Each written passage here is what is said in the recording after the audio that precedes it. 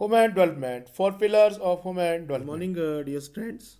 I am Ashok Kumar Sharma, lecturer in geography, district Kinnaur. आपने इस अध्याय के बारे में पहले जान लिया होगा कि मानव विकास क्या होता है, वृद्धि और विकास में क्या अंतर है और मानव विकास का जो विचार है या जिसको हम बोल सकते हैं संकल्पना किन अर्थशास्त्रियों ने दी है और मानव विकास हमारे लिए कितना महत्वपूर्ण है उसके बारे में आपने फर्स्ट टॉपिक में जान लिया होगा कि मानव विकास क्या है। तो आइए आज हम इस अध्याय का दूसरा टॉपिक जिसका नाम है मानव विकास के चार स्तंभ। तो ये चार स्तंभ जो हैं कौन कौन से हैं उनके बारे में आज हम अध्ययन जो करने जा रहे हैं। जिस प्रकार कोई भवन अपने पिलर्स के ऊपर थमा होता है उसी प्रकार मानव विकास का जो विचार है वो चार संकल्पनाओं के ऊपर आधारित है। आप इस पिक्चर में देख सकते हैं कि वो चार पिलर कौन कौन से हैं। तो पहला जो हमारा पिलर आता है मानव विकास के लिए वो है इक्विटी, जिसको हम समता भी बोलते हैं या जिसको हम जो है निष्पक्षता के नाम से भी जानते हैं। दूसरा पिलर हमारे पास आ जाता है, इस पिलर का नाम है सतत पोषणीयता या सस्टेनेबिलिटीज। ये हमारा दूसरा पिलर है मानव विकास को आधार देने के लिए। तीसरा पिलर आ जाता है, इस पिलर का नाम है उत्पादकता, प्रोडक्टिविटी। और चौथा पिलर जो है वो एम्पावरमेंट है, जिसको हम सशक्तिकरण के नाम से भी जानते हैं। तो आइए हम इन सभी पिलर्स का अध्ययन एक एक करके उनका अध्ययन आज हम जो करेंगे। तो सबसे पहले हम लेंगे इक्विटी, जिसको हम समता भी बोलते हैं या निष्पक्षता भी इसको कहा जाता है। निष्पक्षता शब्द से ही पता चल रहा है, समता, इक्विटी, ये सभी शब्द समान रूप से हैं। तो निष्पक्षता क्या होती है? इससे हमारा यह अभिप्राय है कि प्रत्येक व्यक्ति को समान अवसर उपलब्ध करवाना, लोगों को समान अवसर लिंग, प्रजाति, आय, जाति का ध्यान किए बिना उपलब्ध होना चाहिए। परंतु प्रत्येक समाज में प्रायः ऐसा नहीं होता। उदाहरण के लिए हमारे देश में बहुत बड़ी संख्या में सामाजिक तथा आर्थिक दृष्टि से पिछड़े वर्गों के बच्चे स्कूल में ही पढ़ाई छोड़ देते हैं। तो इससे ये स्पष्ट होता है कि शिक्षा प्राप्त ना होने के कारण इन वर्गों के जो वर्ण अधिकार होते हैं वो सीमित हो जाते हैं। तो आइए हम इस पिक्चर्स में देखते हैं किस तरह से। अब इस पिक्चर में आप देख रहे हैं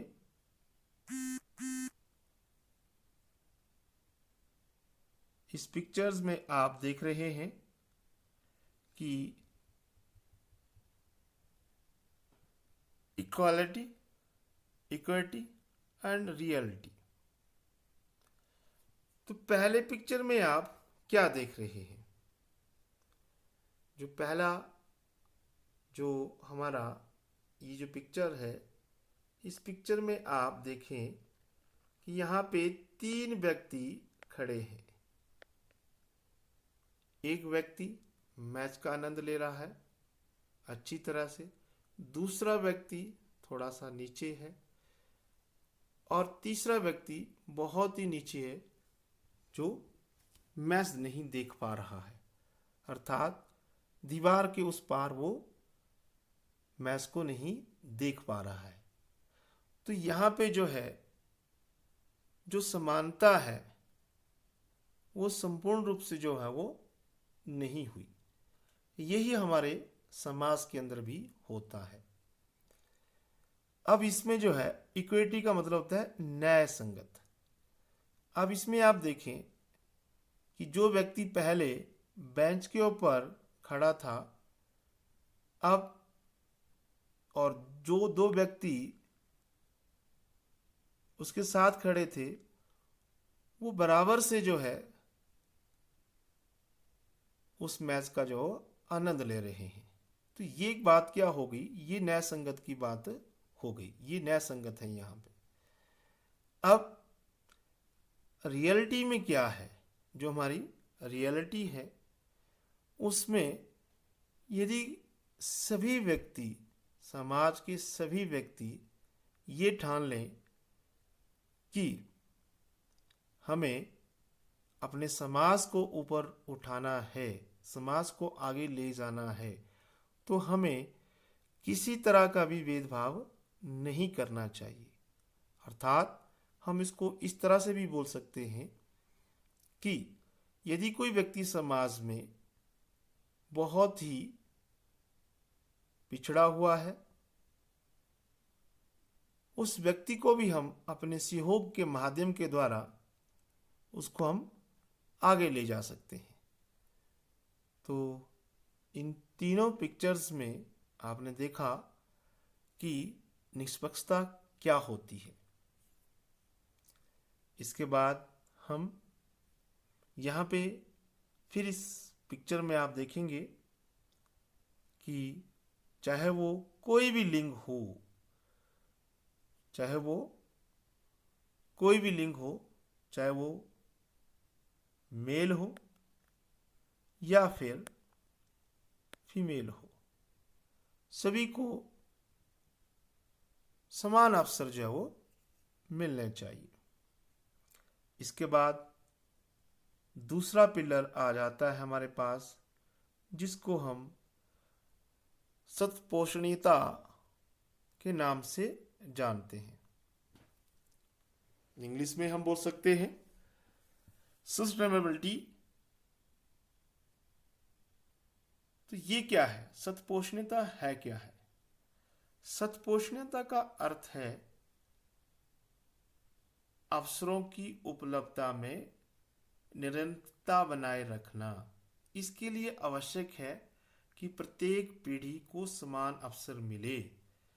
भावी पीढ़ी को ध्यान में रखकर पर्यावरणीय, वित्तीय, मानव संसाधनों का उपयोग करना चाहिए और इनमें किसी भी संसाधन का दुरुपयोग भावी पीढ़ी के लिए अवसरों को कम कर देगा। तो शायद आप थोड़ा सा जान गए होंगे। आइए हम एक उदाहरण के द्वारा इस चीज़ को दोबारा से समझते हैं। इसका सबसे अच्छा उदाहरण ये ले सकते हैं, लड़कियों को स्कूल भेजने के संबंध में है। यदि एक समुदाय अपनी बालिकाओं को स्कूल भेजने पर जोर नहीं देता। जब ये युवा लड़कियां बड़ी होंगी तो उनके विकसित होने के अनुसार सुअवसर जो है वो समाप्त हो जाएंगे। उनके जीवन के अधिकार बुरी तरह से कम हो जाएंगे और यह उनके जीवन के अन्य पहलुओं को भी प्रभावित करेंगे। अतः प्रत्येक पीढ़ी को अपनी आने वाली पीढ़ियों के अधिकारों एवं अवसरों को सुनिश्चित रखना चाहिए। तो हम इस पिक्चर के माध्यम के द्वारा जान सकते हैं कि सस्टेनेबिलिटी क्या है, अर्थात जो संपौष्टिकता है वो क्या है। तो इसमें सबसे पहले आप देख रहे हैं यहाँ पे ये संपौष्टिकता है, ओके। और इसके बाद यहाँ पे हमारी ये सोसाइटी है और यहाँ पे जो है हमारा ये आर्थिक विकास का एक स्वरूप है। यहाँ पे ये एनवायरनमेंट है और ये सोशल इन्वायरमेंट है और ये सोशल इकोनॉमी है। तो सबसे बीच में जो है क्या है, संपौष्टिकता है और इसके साथ साथ इन्वायरमेंट भी है। अर्थात जो हमने पहले बोला कि संपौष्टिकता का क्या अर्थ है, अवसरों की उपलब्धता में निरंतरता बनाए रखना।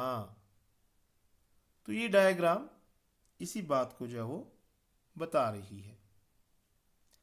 इसके बाद फिर आगे हम देख सकते हैं, यहाँ पे फिर अच्छी तरह से डिफाइन किया है कि सस्टेनेबिलिटीज क्या है। The ability to meet the need to the present without the compromising the ability of future generation to meet their own needs। और यहाँ पे भी आप देख सकते हैं कि संपौष्टिकता का क्या मीनिंग है। यहाँ पे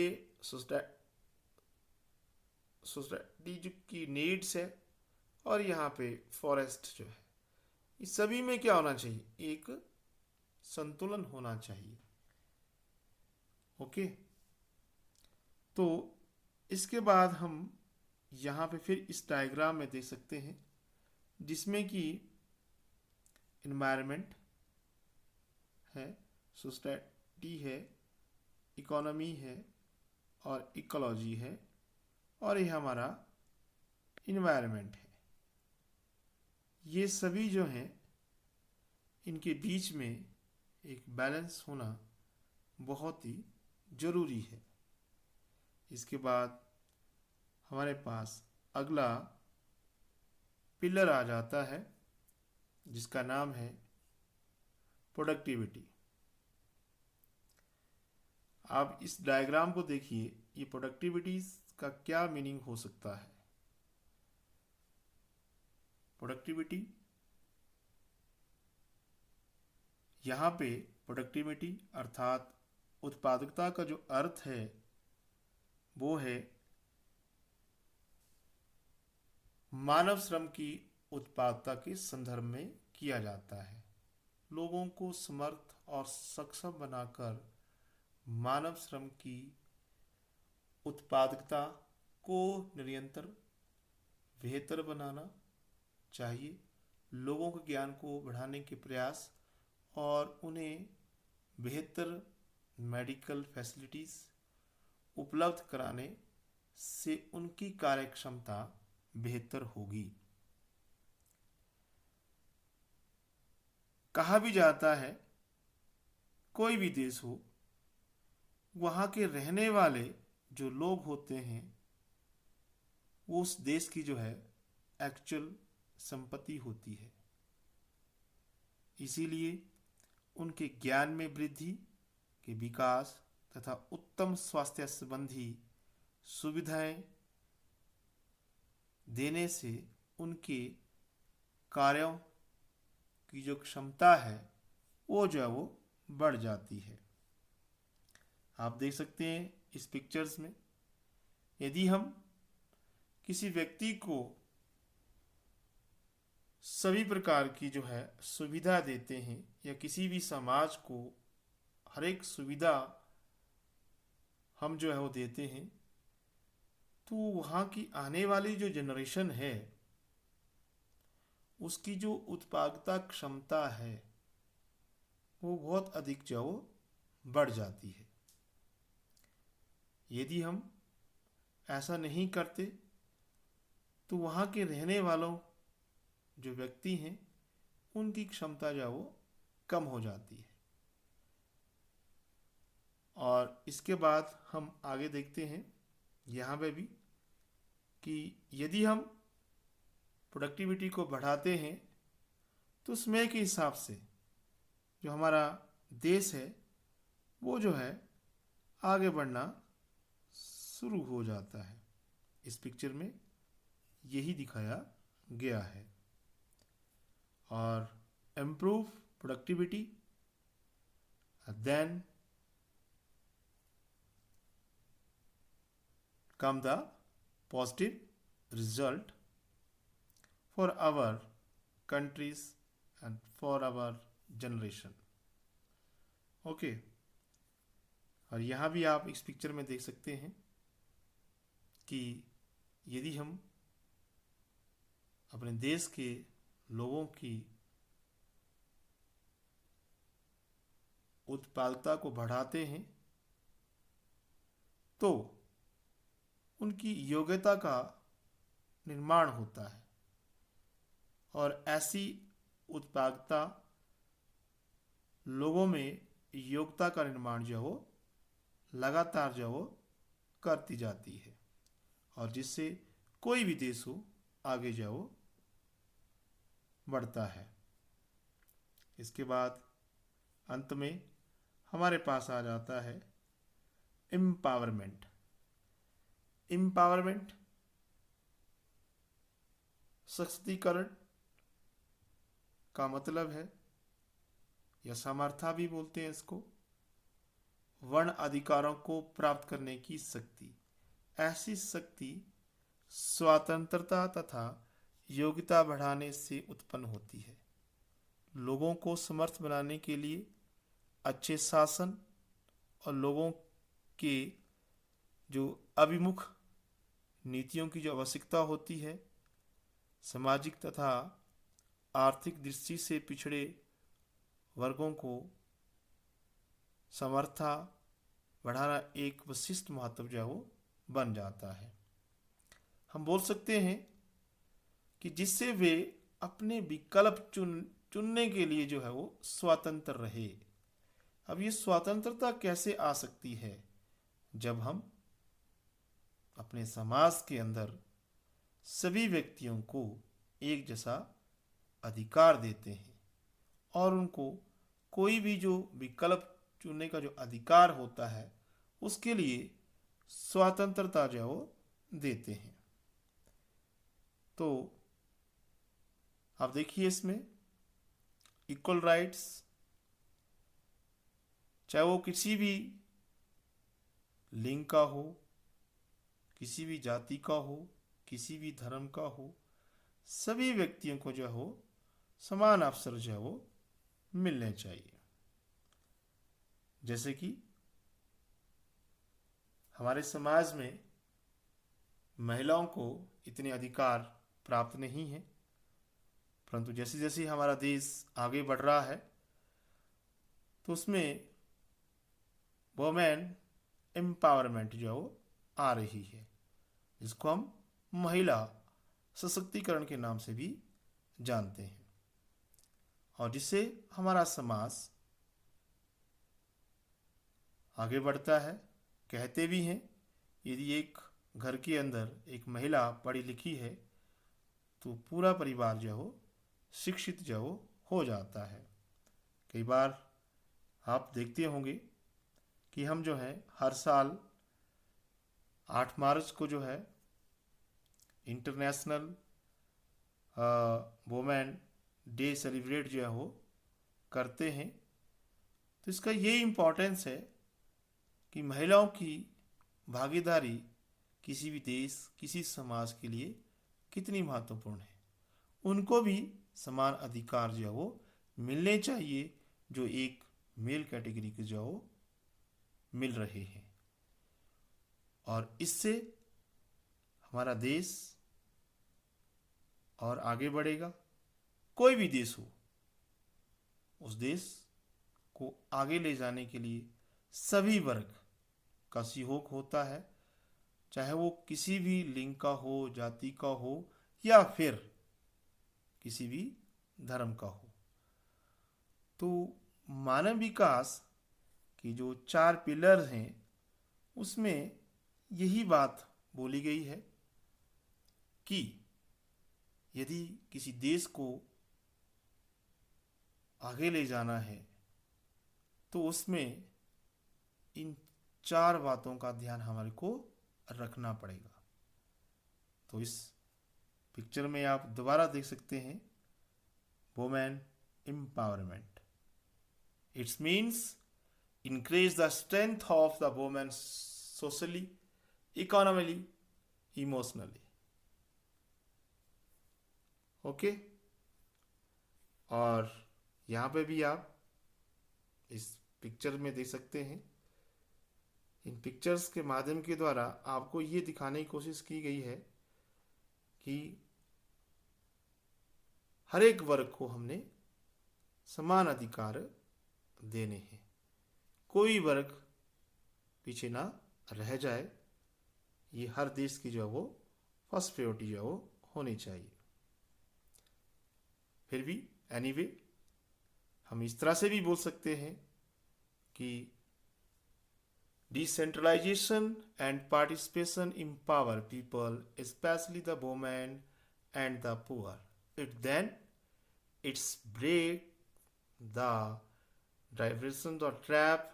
Dr. Mehbul ul Haq asserts if people can exercise their the choice in the political, social, economic sphere, there is a good prospect that growth will be strong, democratic, participatory and durable. फिर हम इसको हिंदी में देख सकते हैं। वैसे भी विकेंद्रीकरण और भागीदारी लोगों, खासकर महिलाओं और गरीबों को सशक्त बनाती है। इसके बाद वंचित जो जाल है वो टूट जाता है। डॉक्टर महबूब हक यही दावा करते हैं यदि लोग राजनीतिक, सामाजिक, आर्थिक क्षेत्रों में अपनी पसंद का इस्तेमाल करते हैं तो एक अच्छी संभावना जो है वो बन जाती है, जिससे क्या होता है, विकास और मजबूत होता है, हमारा समाज और मजबूत होता है, हमारा जो लोकतांत्रिक ढांचा है और मजबूत हो जाता है और वो टिकाऊ जो है वो बन जाता है।